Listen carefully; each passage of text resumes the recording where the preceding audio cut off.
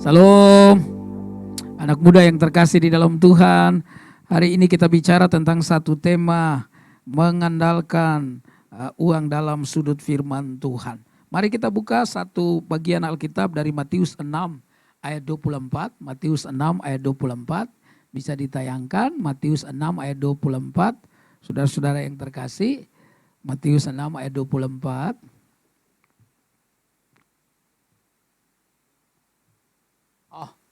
Oke, Matius 6 ayat 24 dikatakan, kita baca sama-sama, tak seorang pun dapat mengabdi kepada dua tuan, karena jika demikian ia akan membenci yang seorang dan mengasihi yang lain, atau ia akan setia kepada yang seorang dan tidak mengindahkan yang lain. Kamu tidak dapat mengabdi kepada Allah dan kepada Mamon. Saudara-saudara, anak-anak muda yang terkasih di dalam Tuhan, menarik kalau kita lihat ayat-ayat Alkitab atau ayat Alkitab yang kita baca tadi. Saudara yang terkasih dalam Tuhan, di dalam bahasa Aram itu Mamon itu diartikan kekayaan atau keuntungan. Pertanyaannya, apa enggak boleh kaya? Apa enggak boleh untung? Boleh banget. Boleh banget. Dan Alkitab memberikan saudara-saudara yang terkasih peluang untuk orang menjadi kaya. Katakanlah salah satu saudara yang terkasih, raja yang terkaya, yaitu Raja Salomo, saudara-saudara yang terkasih. Salomo itu nggak bisa ditandingi oleh siapapun, kata Alkitab. Sebelum dia dan sesudah dia tidak ada orang yang bisa menandingi kekayaannya. Apakah dia pernah minta kaya dari Tuhan? Enggak. Ketika Tuhan tanya, kamu mau minta apa? Maka ini yang dia minta. Biarlah saya bijaksana dalam memutuskan sesuatu yang salah ataupun yang benar. Lalu kemudian karena dia tidak minta saudara-saudara yang terkasih dalam Tuhan apa yang dia inginkan. Tapi dia minta sesuatu yang menolong umatnya, orang-orang Israel. Maka Tuhan memberkati dia secara luar biasa. Nah karena itu saudara-saudara yang terkasih, kalau kita membaca ayat ini saudara, di sana saudara-saudara yang terkasih kita dikatakan supaya kita mengabdi kepada satu saja, kalau bukan Tuhan kepada Mamon. Tidak bisa dua-duanya saudara-saudara yang terkasih. Nah pertanyaannya apakah saudara-saudara yang terkasih Mamon itu dosa? Ternyata saudara-saudara yang terkasih di dalam Tuhan, Mamon itu sebenarnya tidak dosa. Mamon itu netral. Tetapi mengabdinya itu yang menjadi persoalan saudara.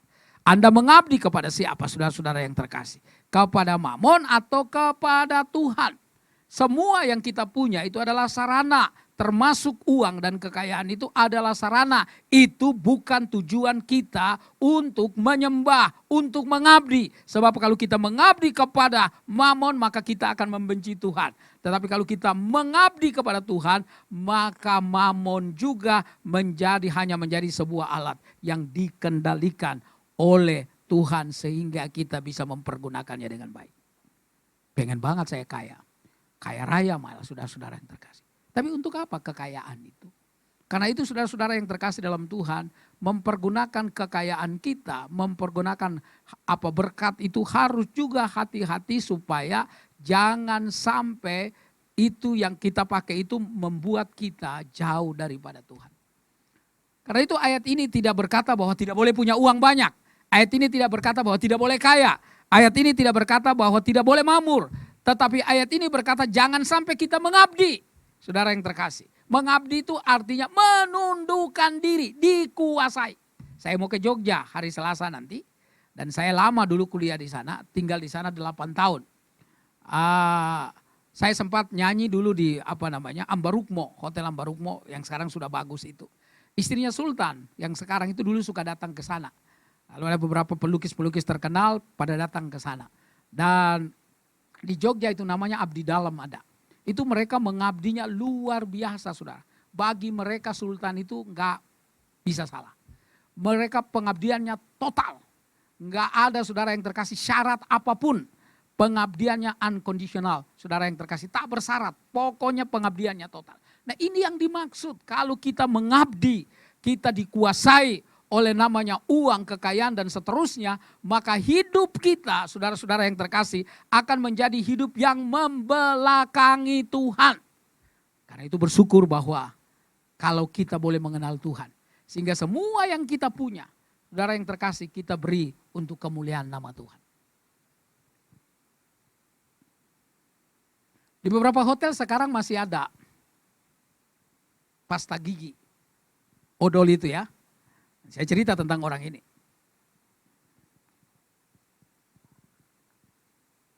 Dia adalah seorang anak muda yang satu kali berlayar di Amerika. Dia mau berlayar ke New York.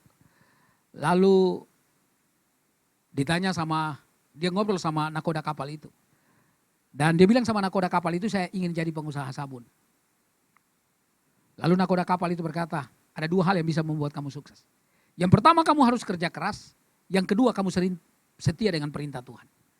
Jadi orang kaya itu nggak ada yang nggak kerja keras. Nggak ada itu orang yang bilang tidur malam, bangun siang, kaya raya, foya-foya. Bohong, saudara yang terkasih. Nggak ada. Karena itu nakoda ini bilang sama dia bahwa kamu harus kerja keras. Dan itu yang dia lakukan. Tapi dia ingat perintah Tuhan. Salah satu perintahnya dia kasih perpuluhan untuk Tuhan.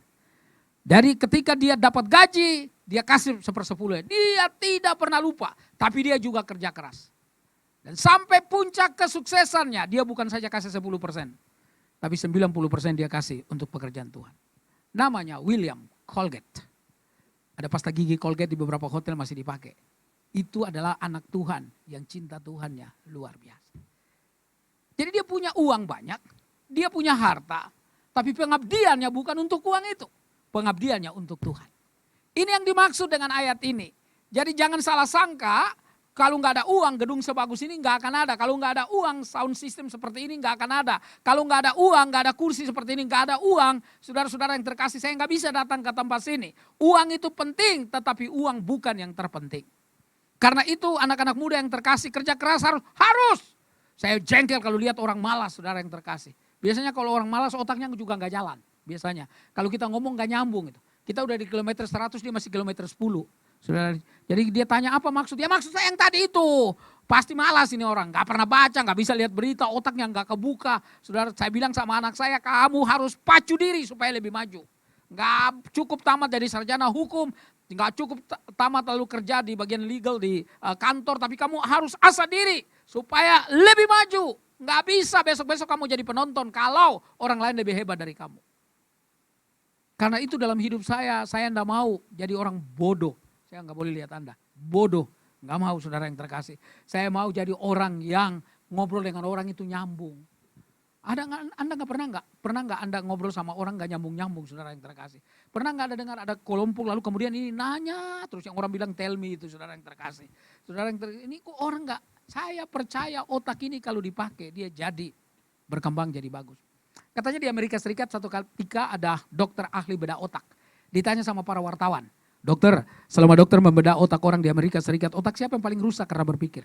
Dokter itu bilang banyak otak yang rusak, tapi bukan karena berpikir, tapi kurang berpikir. Jadi begini, anak-anak muda yang terkasih dalam Tuhan. Andai kata kita panggil seseorang yang paling tinggi di tempat ini, lalu kemudian dia ambil sebuah benda di situ di bawah speaker ini, maka dia langsung ambil benda itu karena badannya tinggi. Tapi kalau saudara minta saya, maka saya akan lihat, oh kagak nyampe nih. Apa yang saya lakukan? Oh saya ambil beberapa kursi. Lalu saya naik di atas kursi, baru saya ambil benda itu. Otak siapa yang berpikir lebih keras? Saya nggak bilang orang tinggi itu selalu nggak pintar saudara. Tapi begini, otak itu kalau nggak dipakai, betul saudara. Kalau nggak dipakai nggak bisa. Nah kita semua nih yang nyanyi, yang main musik, yang ini semua. Kadang-kadang kita belajar itu karena sambil karena kita biasa melakukan itu. Jadi kita tahu.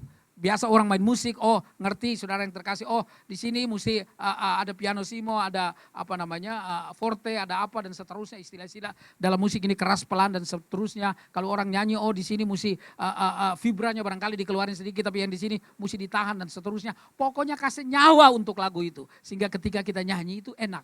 Saudara yang terkasih ini nggak bisa didapat begitu saja, harus kerja keras. Nah main pingpong itu.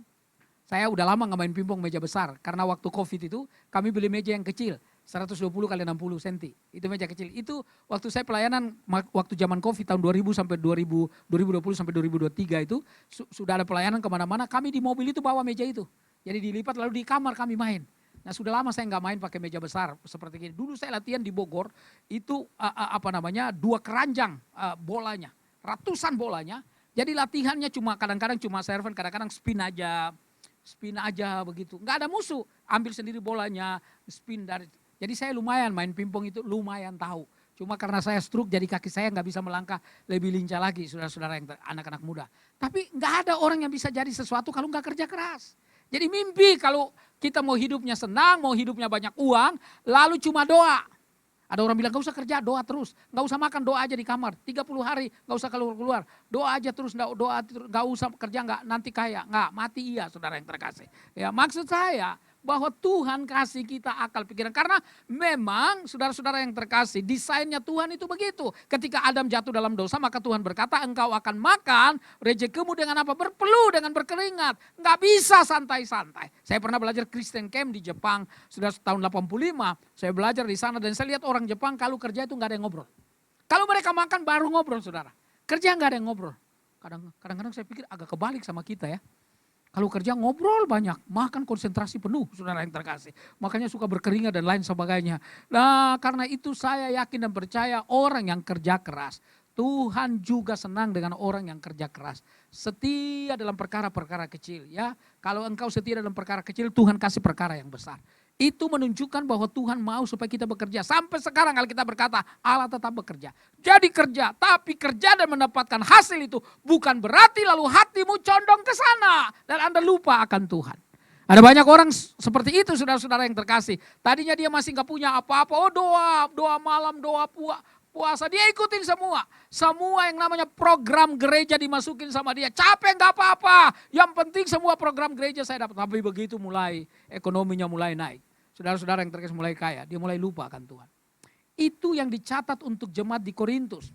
Jemaat Korintus itu adalah jemaat yang tinggal adalah sebuah kota pelabuhan. Karena dia kota pelabuhan, pertukaran perdagangannya kuat sekali. Di Indonesia juga begitu, kalau Anda lihat kota-kota, daerah-daerah pedalaman, saudara di Kalimantan, karena saya suka ke Kalimantan Barat, di daerah pedalaman itu lamban sekali majunya. Tapi kalau di daerah pesisir, lebih cepat majunya. Kenapa? Karena perdagangannya lebih cepat, transportasi lebih lancar. Sekarang sudah lancar sekali. Semua hampir di daerah-daerah Kalimantan, transportasi sudah lancar. Tetapi zaman itu Korintus menjadi kota pelabuhan, dan orang mulai menikmati kekayaan. Orang mulai menikmati. Lalu Paulus bilang begini, jangan bangga dengan hal-hal lahiriah. Bangga dengan hal-hal batinia. Yesus Kristus harta yang gak pernah habis-habisnya. Itu yang harus dibanggakan. Bukan hal-hal yang di luar.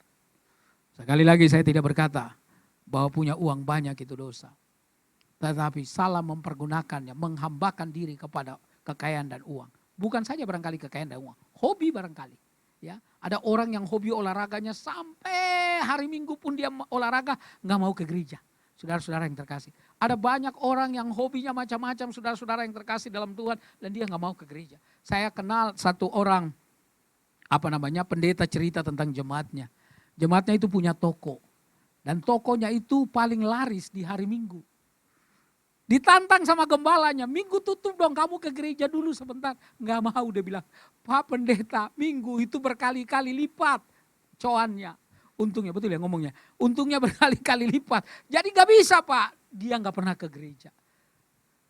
Tapi saudara satu kali pendeta itu tantang dia dan terus doakan dia. Dan dia kemudian bertekad untuk hari Minggu tutup. Wah dia di gereja dirasa rugi banget. Aduh saya duduk 1,5 jam sampai 2 jam ada di gereja. Aduh kalau saya jualan udah banyak uang saya.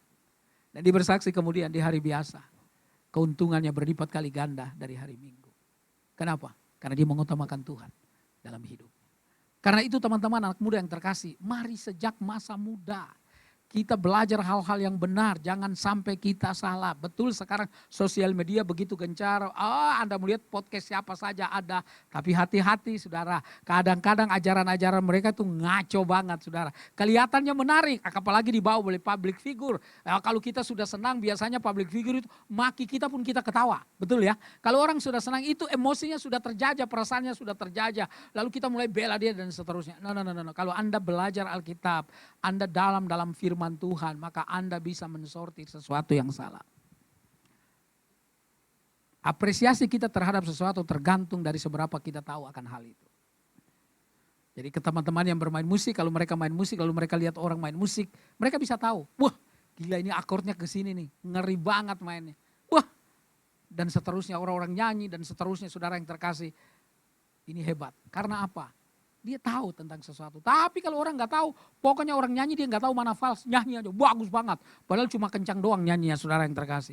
Tapi yang saya mau bilang adalah anak-anak muda yang terkasih dari sejak masa muda belajar firman Tuhan, dalam dengan firman Tuhan, supaya ketika Anda mendapatkan berkat dari Tuhan, berkat itu tidak menjadi alat penyembahan dalam hidup. Anda tetap sembah Tuhan lebih daripada apapun. Bersyukur kalau dikasih jabatan tinggi. Saya khotbah di sebuah gereja GBI kecil di Kelapa Gading, lalu ketemu dengan ibu gembalanya, dan ibu gembalanya bilang sama saya, Pak, kenal nggak Pak ini? Oh iya, pejabat itu dulu, Jenderal Bintang 4. Iya Pak, dia tadinya kan Kristen Pak, lalu dia menikah pindah, nggak jadi Kristen. Dan ketika dia menjabat sampai bintang 4, satu ketika dia sudah pensiun dan dia sakit parah, mendekati ajalnya, dia panggil pendeta untuk mendoakan. Orang tanya sama saya, kira-kira dia masuk surga enggak? Tergantung pendetanya doakan apa. Kalau doakan cuma sakitnya aja enggak masuk surga. Tapi dia mendoakan untuk, dia percaya kepada Tuhan Yesus pasti masuk surga. Walaupun hidupnya enggak berguna menurut saya. Tidak dipergunakan untuk dipakai untuk Tuhan, saudara yang terkasih. Sayang sekali. Saya kenal dulu Kapolri namanya Pak Widodo Budi Darmo. Kenal baik, waktu dia meninggal saya datang nyanyi, ada Pak Tito Karnavian waktu itu Kapolri. Di daerah Hang Tua di situ Hang Lekir. Saya nyanyi, orang ini dia waktu masih kerja, masih jadi polisi aktif. Sebelum jadi Jenderal Bintang 4, saudara, dia pindah dari agama yang sebelumnya dan menjadi Kristen. Dan pangkatnya tetap naik sampai jadi Kapolri. Jadi dia bersaksi, sebenarnya bukan karena kita Kristen atau bukan, tapi bagaimana kita betul-betul hidup takut akan Tuhan. Orang yang gak banyak bicara, saudara yang terkasih. Gak banyak bicara. Ada cerita lucu saya dengan dia. Satu ketika tahun baru saya khotbah di daerah kota. Lalu saya ke Blok M mau makan. Saya lihat dia lagi berdoa sama istrinya. Sama ada pengawalnya. Waktu saya datang ke sana bawa Alkitab. Saya mau semparin, mau selamat hari tahun baru. Pengawalnya bilang, Bapak. Bapak belum kasih sumbangan. Jangan. Nggak ada sumbangan hari ini. Nggak ada sumbangan. Jadi begitu dia lihat saya, dia bilang Pak Pendeta, lalu dia peluk saya, kita makan sama-sama. Tapi orang penting, orang hebat, kenal Tuhan dan rendah hati, salut saya. Orang yang punya banyak hal dalam hidupnya, tapi apalagi melayani Tuhan, makin salut lagi saya. Karena itu anak-anak muda yang terkasih di dalam Tuhan, saya mau bicara, saya mau bilang bahwa mari mengabdi sama Tuhan. Mengabdi sama Tuhan, mamun, kekayaan, kemamuran itu bukan dosa. Tetapi itu hanya sebagai alat di mana saudara-saudara bukan menjadi tujuan hidup. Tujuan hidup kita anak-anak Tuhan adalah memuliakan Tuhan. Mari baca satu ayat lagi. Mari baca satu ayat lagi di 2 Timotius pasal yang ketiga ayat yang kedua. 2 Timotius pasal yang ketiga ayat yang kedua. Dikatakan begini, manusia akan mencintai dirinya sendiri dan menjadi hamba uang. Mereka akan membual dan menyombongkan diri. Mereka akan menjadi pemfitnah. Mereka akan berontak terhadap orang tua dan tidak tahu berterima kasih. Tidak memperdulikan agama dan seterusnya. Saudara-saudara yang terkasih, ini ayat yang ditulis oleh Rasul Paulus mendekati ajalnya. 2 Timotius itu adalah tulisan Rasul Paulus mendekati ajalnya. Dan dia menasihati sebagai anak-anak muda, Timotius yang masih muda. Timotius itu muda, dia cenderung dia malu, cenderung takut orangnya. Karena itu Paulus dorong dia supaya dia masih muda tapi harus menjadi teladan, betul ya? Anda pernah baca ya? Teladan dalam kesucian, dalam perkataan, dalam hidup dia harus menjadi teladan. Jadi saya mau bilang anak muda pun bisa jadi berkat bagi orang tua. Saya pernah khotbah di Malaysia dan saya bilang begini, orang tua tanpa anak muda tidak bisa meneruskan sesuatu. Tapi anak muda tanpa orang tua tidak bisa memulai sesuatu. Karena itu orang tua yang ngajarin kita bagaimana berbicara, bagaimana melayani, bagaimana berbisnis, bagaimana bekerja. Tapi kalau orang tua sudah tua dia nggak bisa meneruskan, dia harus kasih tongkat estafet itu kepada anaknya. Sehingga dua generasi ini nggak bisa dikotomi, nggak bisa dipisahkan. Dua generasi ini kalau kerjasama menjadi dahsyat. Nanti kita punya wali kota, kita punya wakil gubernur barangkali. Muda, namanya Kaisang. Dengar-dengar ya isu-isunya. Kan dia mau dicalonkan. Jadi kalau anak-anak muda ada di sini umur 30 tahun, calonkan diri aja. Kepilih apa enggak kepilih itu urusan lain. Yang penting calon dulu gitu kan. Sama seperti saya kalau disuruh menghadap Mike Tyson untuk bertinju, saya mau banget. Mau banget. Kan udah dikontrak dulu, dibayar dulu. Begitu naik ring, dia belum pukul saya jatuh duluan. Biarin saudara yang terkasih. Artinya usaha dulu. Nah hidup itu sebenarnya begitu, jangan cengeng. Jangan cengeng. Saya masih ingat dulu saya main basket awal-awalnya itu pelatihnya ketawa saya, lihat saya begitu datang.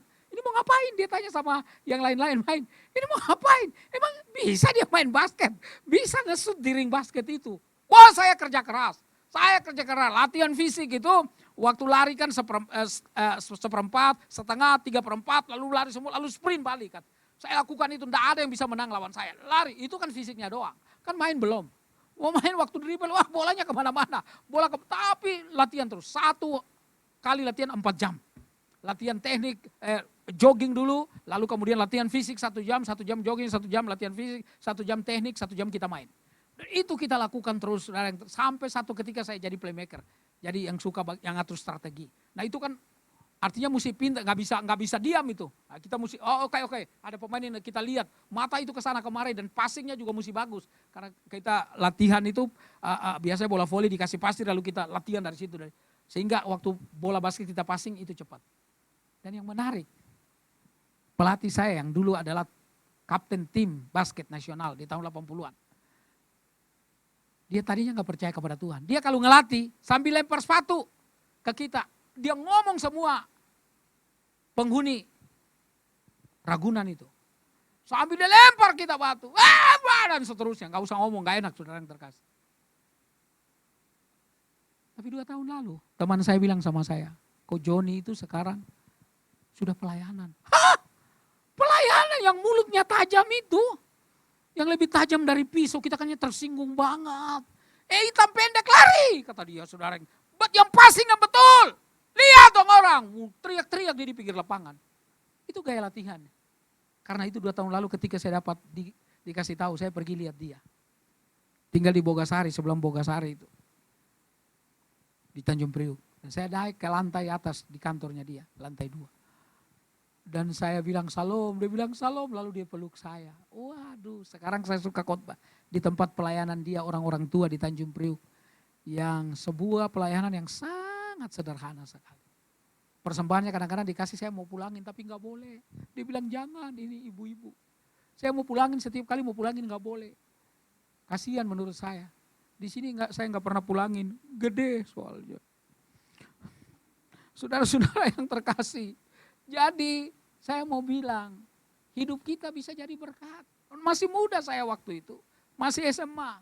Tapi saya udah mulai melayani, saudara-saudara yang terkasih, anak-anak muda.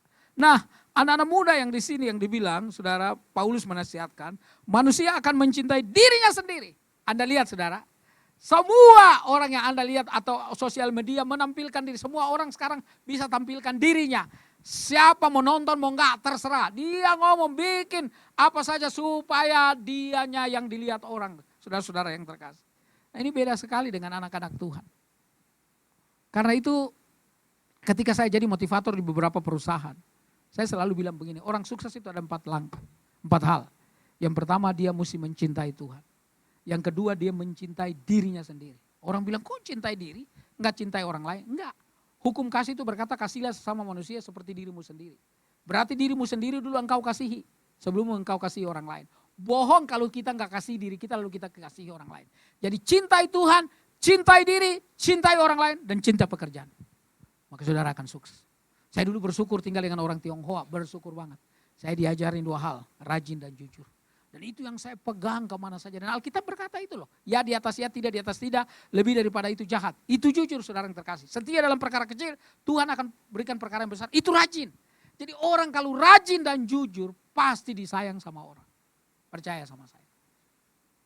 Karena itu dalam hidup ini, saudara yang terkasih, saya melihat bahwa sesungguhnya Tuhan kita begitu mengasihi kita. Manusia akan mencintai dirinya sendiri dan menjadi hamba uang. Sekali lagi, saya tidak bilang uang itu salah, punya harta itu salah. Tapi menjadi hambanya yang tadi mengabdikan diri, sekarang menjadi hamba.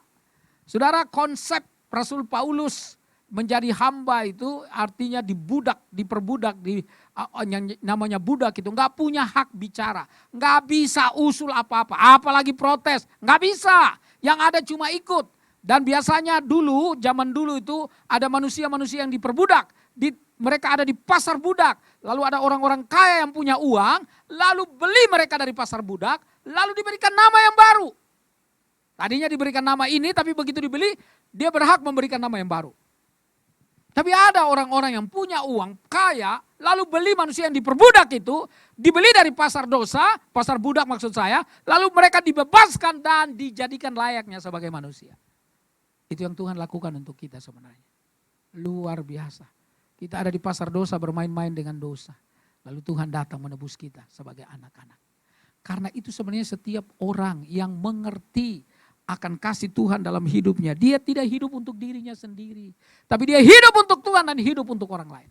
Senang banget tuh saya masuk lihat pertama kali meja pingpong yang bagus itu. Tapi juga ada anak-anak muda yang duduk lalu ngobrol. Ada beberapa yang baru yang beberapa konselor datang ngobrol, wah itu bagus. Seperti rumah sendiri di sini. Habis ini katanya ada minum lagi ya, ada makan lagi.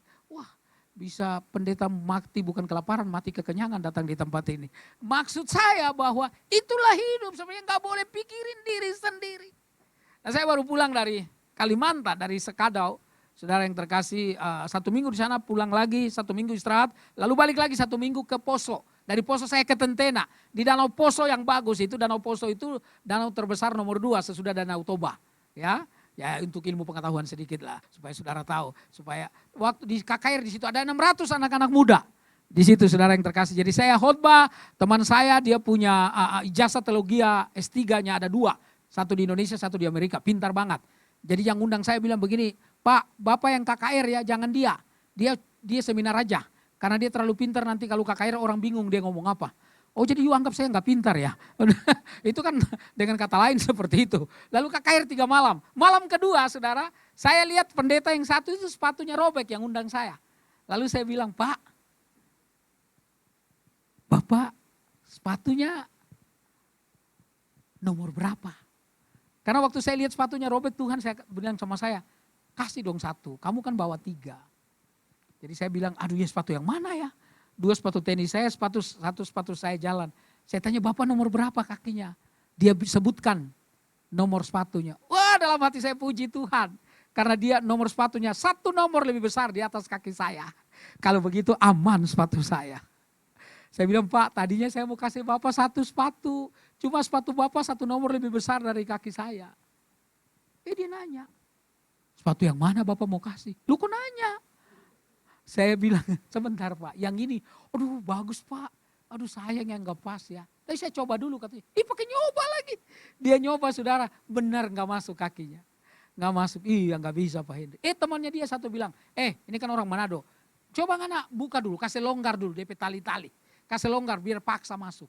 Dan dilonggarin semua tali-talinya, akhirnya dia pas. Wih pas, Pak Hendri pas. Waduh ringan banget Pak, ringan banget. Waduh ini jadi bilang, aduh dalam hati saya. Hilang lagi sepatu 1.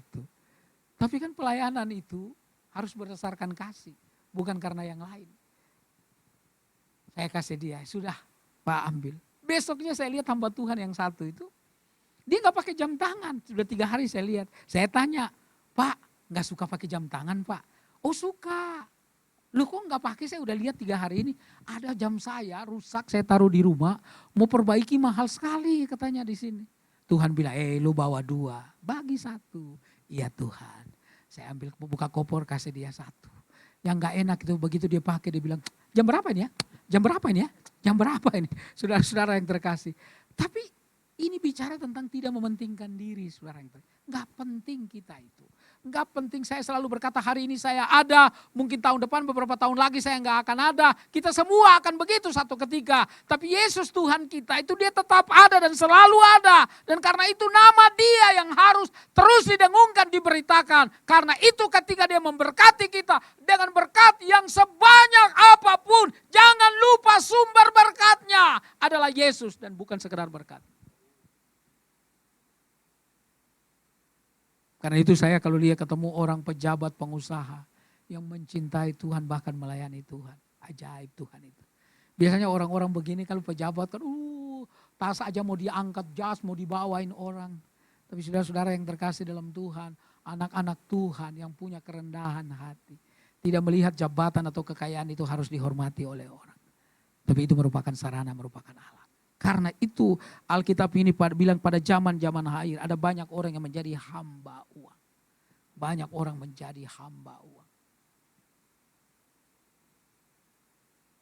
Ada seorang pesohor sama anaknya jalan mobil di jalan tol. Larinya karena ini mobil balap, mobil cepat. Dia lari di atas 200 km per jam. Cepat sekali. Lalu anaknya tanya, "Pak, kenapa Papa larinya cepat seperti ini?" Lalu papanya bilang, "Mobil ini didesain untuk lari cepat." Tapi anak itu berkata, "Iya, tapi saya dilahirkan bukan untuk mati. Didesain bukan untuk mati." Teman-teman, anak muda yang terkasih. Kita dilahirkan oleh Tuhan untuk menjadi wakil-wakilnya Tuhan di tengah-tengah dunia ini. Ayo menjadi anak muda yang berbeda dengan anak muda yang lain. Yang tidak ikut-ikutan. Anak muda yang punya prinsip. Anak muda yang beriman. Anak muda yang berani berkata tidak terhadap hal-hal yang salah. Dan selalu berkata ya terhadap hal-hal yang benar. Dan terhadap Tuhan. Anak muda seperti ini dicari oleh calon-calon mertua. Kalau anak baik, pasti calon mertua bilang, "Aduh, mau gak dia sama anak saya ya? Anaknya baik." Saudara, rohani itu, orang yang rohani, orang yang ikut Tuhan, tidak harus kurang pergaulan, bukan? Anda bergaul dengan siapa saja. Di lapangan tenis teman-teman itu banyak bukan orang Kristen. Banyak bukan orang percaya. Yang orang Kristen cuma saya sama satu wasit sepak bola namanya Jimmy Napitupulu. Yang sekarang menjadi pengawas wasit diangkat oleh PSI. Dia salah satu yang wasit FIFA sepak bola. Anak-anak muda yang terkasih, cuma kita dua orang Kristen. Yang lain bukan Kristen. Tapi main tenis, kalau ada yang suka main tenis, out sama masuk itu kadang-kadang kan gak kelihatan. Kalau orang slice, dipotong bolanya, itu kadang-kadang dikira masuk padahal bisa out itu. Karena bolanya jalan lurus, out dulu. Tapi kalau orang spin bolanya, sepertinya out, bisa masuk. Itu bisa berantem. Bisa berantem. Bisa rame, bisa banting-banting raket. Dan mereka selalu tanya akhirnya, kira-kira Pak Pendeta tadi masuk atau out? Nah itu yang susah. Susah karena kalau kita bilang out, merugikan yang bilang masuk. Kita bilang masuk, merugikan yang out. Jadi betul-betul kalau bilang pasti, ngomong pasti. Kalau nggak bilang saya nggak lihat, gitu aja. Tapi mereka tanya sama pendeta. Artinya mereka tahu bahwa anak-anak Tuhan itu jujur-jujur. Keren ya. Saya berdoa supaya youth di tempat ini adalah anak-anak muda yang jujur. Yang baik-baik, pekerja keras, giat melayani. Tapi giat juga bekerja. Karena miskin itu nggak enak. Nggak enak miskin itu. Miskin itu nggak enak. Apalagi di bawah garis kemiskinan, ke kiri, ke kanan, ke muka, ke belakang. Ke dalam lagi, wah itu nggak enak saudara. Miskin itu saudara yang terkasih dihina oleh orang. Tapi kalau Anda kaya diberkati, bukan berarti bahwa Anda harus menjadi hamba uang. Tapi semua itu hanya alat, sarana untuk memuliakan Tuhan. Dan saya berdoa supaya anak-anak muda di tempat sini menjadi anak-anak muda yang sukses. Satu ketika saya, karena ulang tahun istri saya dan istri itu cuma 1 hari bedanya. Di bulan yang sama, bedanya cuma 1 hari. Kami biasanya dulu suka nginap di hotel, anak-anak masih kecil, kami titip sama mertua. Karena tugas mertua salah satunya adalah menjaga cucu. Kurang ajar ini mantu kayak gini ya. Lalu kita nginap di daerah Karawaci di sana. 2 hari kita nginap, lalu sesudah kita nginap saudara saya mau bayar bilnya, saya minta bilnya. Lalu kemudian dikasih ke saya, potongannya besar sekali, sekitar 50%. Saya kaget, saya bilang loh kok besar sekali Mbak potongannya. Tiba-tiba sebuah pintu dari belakang kasir itu terbuka dan seorang wanita muda muncul dan berkata, "Bang, itu fasilitasku Bang." Saya bilang, "Loh kamu siapa?" "Nova aku Bang." "Loh saya kenal kamu di mana?" "Dulu kira-kira di atas 7 tahun yang lalu waktu saya masih SMP. Bapak khotbah di gereja kami. Bapak tantang orang anak muda kami, anak muda persekutuan anak muda untuk percaya kepada Tuhan Yesus sebagai juru selamat. Saya waktu itu maju dan Bapak doakan saya." Jadi hitung-hitung dia bilang, "Itu perpuluhan saya." Saya senang juga. Tapi dalam hati sambil saya tanya, perpuluhan yang lain mana? Kok gak ada yang datang? Saudara-saudara, nah saya mau bilang, apa yang Anda lakukan hari ini, melayani Tuhan, bermain musik, jadi soundman, multimedia, saudara yang terkasih, yang jadi singer, pemimpin pujian, kita yang pelayanan, jangan lupa semuanya pasti ada dampaknya bagi orang-orang yang mendengar. Kelihatannya sederhana, kelihatannya enggak banyak orang, tapi saya selalu yakin apa yang kita buat untuk Tuhan dengan kesungguhan, maka Tuhan akan memberkati kita berlimpah dan menambahkan jumlah anak-anak muda yang datang di tempat ini. Karena itu mari terus beriman dan percaya bahwa tangan Tuhan selalu ada dan menyertai kita. Yang terakhir, 1 Timotius pasal yang ke-6 ayat yang ke-10. Ini ayat yang sangat terkenal. 1 Timotius 6 ayat yang ke-10 berkata begini. Karena akar segala kejahatan ialah cinta uang. Sebab oleh memburu uang beberapa orang telah menyimpang dari iman dan menyiksa dirinya dengan berbagai-bagai duka. Sedih sekali kalau saya lihat tawanan KPK itu diantaranya orang Kristen. Sedih banget saya. Dan menyebalkan sekali. Sudah pakai rompi orange itu ketika wartawan masih begini. Lu habis nyolong Pak. Lu habisin uang negara banyak. Kok masih bisa angkat jari begini? Enggak tahu malu saudara yang terkasih. Karena itu saya melihat ayat ini betul. Dikatakan bahwa akar segala kejahatan ialah cinta uang. Bukan uangnya. Saya sudah tegaskan dari depan. Bukan kekayaannya. Tapi cinta akan uang, cinta akan kekayaan, menghambakan diri ya kepada yang namanya uang dan kekayaan, jabatan atau apa saja, hobi dan lain sebagainya, maka saudara akan melupakan Tuhan lama-kelamaan. Dan iblis itu paling senang kalau lihat orang nyaman. Ketika orang nyaman, iblis itu kadang-kadang tidak melakukan sesuatu yang secara radikal, saudara. Kadang-kadang dia menina bobokan kita. Sama seperti contoh, kalau Anda ambil katak, seekor katak. Lalu saudara-saudara yang terkasih, Anda taruh air panas di atas kompor. Airnya mendidih, lalu Anda kemudian masukkan katak itu ke dalam air. Katak itu dengan serentak akan loncat keluar. Tapi kalau Anda ambil katak, masukkan di wajan, berisi air dingin. Air yang masih belum dipanaskan. Lalu kemudian Anda taruh di atas kompor. Pelan-pelan dari dingin dia menjadi hangat dan kemudian menjadi panas. Dan begitu panas kodoknya nggak bisa keluar lagi. Dia terperangkap di sana. Karena diberikan kenyamanan sebelum. Iblis itu melakukan hal yang begitu. Gak apa-apa. Kamu punya banyak uang ngapain ke gereja? Rekreasi aja, olahraga aja, pergi aja, piknik aja, nggak usah ke gereja. Ngapain habis waktu? Nyanyi-nyanyi kan kamu minggu lalu sudah nyanyi, sudah dengar khotbah. Udahlah nggak usah terlalu rajin, biasa-biasa saja. Dan kemudian kita perlahan-lahan lalu mulai meninggalkan Tuhan. Karena itu biasanya orang kalau kemudian jatuh dalam dosa, biasanya nggak serentak langsung. Dosa yang mengerikan, tapi mulai dari sesuatu yang kecil. Yang dia kompromi dan terus. Jadi jangan cinta akan kekayaan, akan uang, akan nama besar, akan kehebatan. Gak boleh.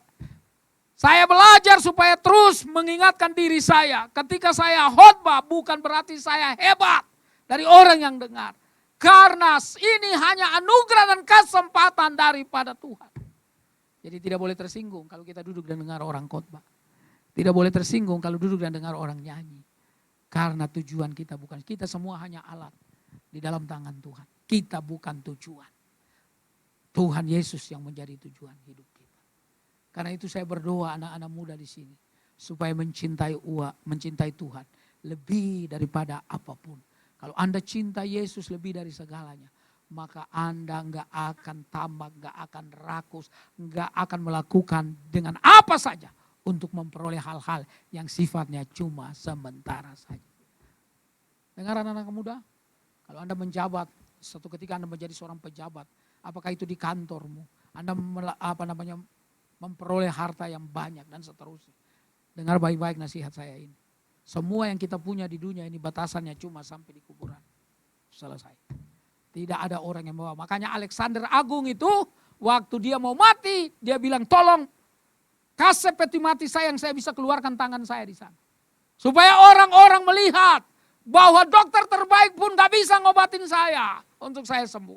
Supaya orang-orang melihat bahwa begitu saya pulang, saya mati, saya gak bawa harta apa-apa, tangan saya kosong. Tapi apa yang Anda buat untuk Tuhan? Kekal selama-lamanya Tuhan ingat. Karena itu mari tabung hal-hal yang kekal. Jangan yang sementara. Bukan berarti sekali lagi. Jangan lupa bahwa Alkitab tidak pernah melarang orang kaya. Alkitab tidak pernah melarang orang untuk punya banyak uang. Tapi mencintai kekayaan sampai kemudian lupa Tuhan. Mencintai uang sampai lupa Tuhan. Mencintai jabatan sampai lupa Tuhan. Mencintai hobi kebiasaan kita sampai lupa Tuhan. Itu yang Tuhan marah. Tuhan mau kita mencintai Dia yang paling utama dan terutama. Yang lain itu hanya pelengkap sarana dalam hidup kita. Tuhan memberkati.